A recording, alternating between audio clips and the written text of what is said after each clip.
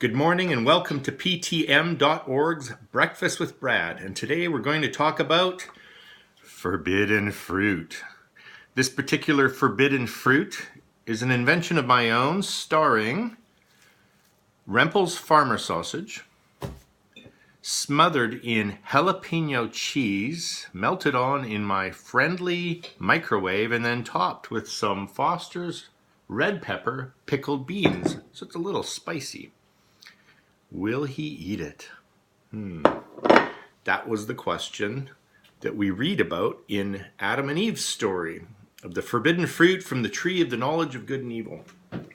How do we read such a story once we've moved on from crass literalism? Well, you still want to read a literal, moral, and spiritual sense of the text. But what does that mean? Well, in the ancient church, first of all, literal meant you get the very best text you can so that you're reading something as close as possible to what Jesus Christ would have been reading.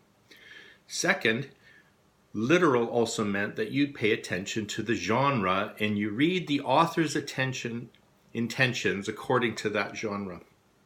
Second, you move to the moral reading, and moral didn't just mean what's the moral of the story or what is the law I can extract from this to obey.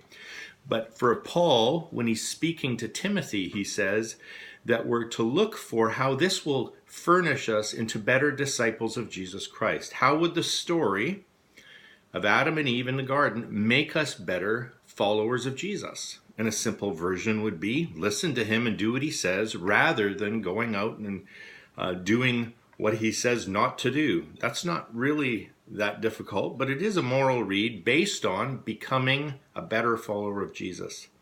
And then finally, we have a spiritual read, and that didn't just mean spiritualizing the text. A spiritual read meant looking for how this text points to Jesus Christ. How does this text anticipate the gospel?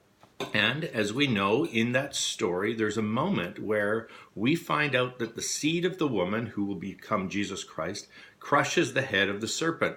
Now, to read that in crass literalism is talking about a seed from Eve crushing a snake.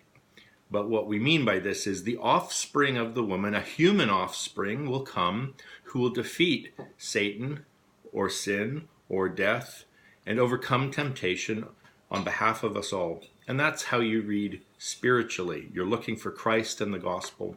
And so from this day forward, when you're reading those kind of genres, don't think, how do I determine whether these are my proto-parents and how many years ago did they live? But how do I read this literarily? How do I read this to become a better Christ follower? And how do I read this with eyes looking for the gospel of Jesus Christ? And that's today's Breakfast with Brad.